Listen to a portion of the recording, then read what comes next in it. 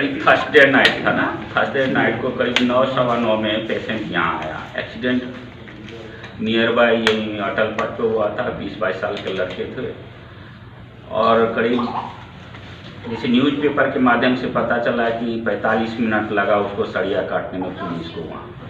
उसके बाद यहाँ शिफ्ट हुआ तो 45 मिनट और 45 मिनट करीब 9 सवा 9 में यहाँ आया था मुझे लगभग, क्योंकि हम विदिन 10 to 15 मिनट अपने घर से यहाँ शिफ्ट आ गए थे और 9:30 करीब 15 से 20 मिनट में पेशेंट डायरेक्टली ओटी में शिफ्ट हुआ। करीब without any delay, without any payment, इधर कुछ नहीं हुआ। हम लोग पेशेंट को लाइफ सेविंग के लिए विदिन 15 मिनट ओटी में शिफ्ट हुआ। जो सैंपल ब्लड का इन्वेस्टिगेशन था, रास्ते में होते हुए भी ब्लड की जो रिक्वायरमेंट आपको वेट करते थे पेशेंट को जान जा सकती थी। तो हम लोग 15 मिनट के अंदर में ही, मेरा इतना अच्छा सर्विस है अपने हॉस्पिटल टीम का कि 15 मिनट से 20 मिनट के अंदर में ऑपरेशन थिएटर में शिफ्ट हो गया। उसके बाद आधा घंटे के अंदर में हम लोग ऑपरेशन स्टार्ट कर दिए। तो सबसे बड़ा डिफिकल्टी था कि रड आगे से पीछे लगा था, बड़ा सा करीब 2 से 2.5 फीट का रड था।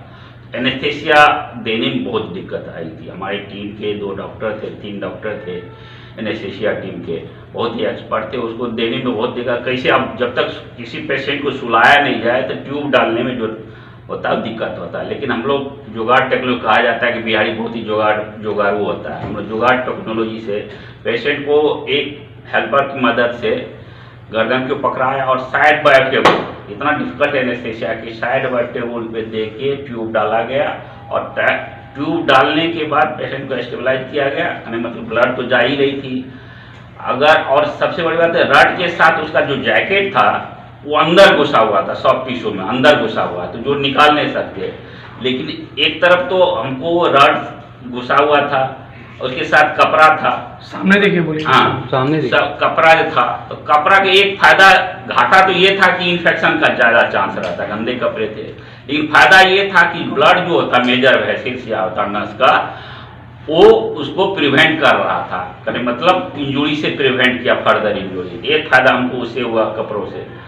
हमको करीब 2 से 3 घंटा लगा करीब रड निकालने में। करीब 9:30 से स्टार्ट के 2 से 3 घंटा के अंदर में हम लोग रड निकाल दिए, पेशेंट को स्टेबलाइज कर दिए, टेम्प्रोरी स्टेबलाइज करके वेंटिलेटर पे शिफ्ट कर दिए। और उसके बाद ड्यूरिंग द सर्जरी हम लोग ब्लड ट्रांसफ्यूजन जितना ज़रूरत था विदिन मिनट हम लोग ट्रांसफ्यूजन किए, स्टेबलाइज हो गया। करीब सुबह में सर्जरी स्टार्ट किए फिर से, अब स्टेबलाइज होने के बाद बीपी मेंटेन हो गया। शुरू में तो थोड़ा दिक्कत हुआ था, ईसीजी चेंजेज आ रहा था, बीपी फॉल हो गया था। नहीं, पहला शिफ्ट होने से, मतलब आईसीयू में शिफ्ट होने से पहले ही हम लोग क्या किए, नस का मेजर धमनी का इंजुरी हुआ कि नहीं। मेजर धमनी का इंजुरी नहीं था, लेकिन उसका वो जब कैलिबर होता है, जो कैलिबर जो होता है वो कम हो गया था। लॉन्ग ड्यूरेशन करीब 2 घंटा तक, 45 मिनट उधर और इधर हमको 1 घंटा लगा। 1.5 घंटा में कैलिबर उसका प्रेशर के चलते ब्लड फ्लो कम हो गया था। तो ब्लड का ट्रांसफ्यूजन दिया गया। कुछ मेडिकेशन जो है हमारे टीम के, एनेस्थेसिया टीम के, आईसीयू टीम के, हमारे जितने भी स्टाफ थे बहुत ही हेल्पफुल था। और हम लोग को निकालने के बाद जब देखे कि अब कैलिबर इम्प्रूव हो रहा, पल्सेशन इम्प्रूव हो रहा है, फिर से सीटी के दोबारा सीटी हम लोग किए नस को देखने के लिए, तो सब चीज़ ठीक था। तो फिर ऑपरेशन थिएटर में ले गए स्टेबलाइज करने के बाद। फिर से मेजर ऑपरेशन, जो भी बोन आगे की हड्डी जिसको कॉलर बोन आप लोग बोलते हैं, उसमें फाटते हुए पीछे का ये हड्डी था वो चूड़ा चूड़ा हो गया था, उसको फिर से आगे से रिपेयर किए। फिर पीछे गए कर, मतलब पीछे से एक पोजीशन में नहीं हो रहा था, फिर से पलट के फिर पीछे का बोन किए। सॉफ्ट टिश्यू बहुत लॉस था, तो सॉफ्ट टिश्यू का मेजर रिपेयर हो गया था। और स्किन लॉस भी बहुत था वहाँ, क्योंकि मोटा सरिया था, स्किन लॉस था। तो इसको प्लास्टिक सर्जरी, मतलब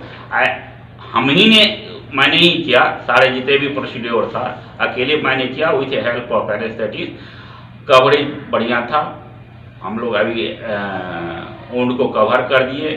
इमीडिएटली हम लोग को सुबह में 12-1 बजे तक मतलब एक्सटूबेट हो गया था। तो सर्जरी के दूसरे दिन एक्सटूबेट हो गया था।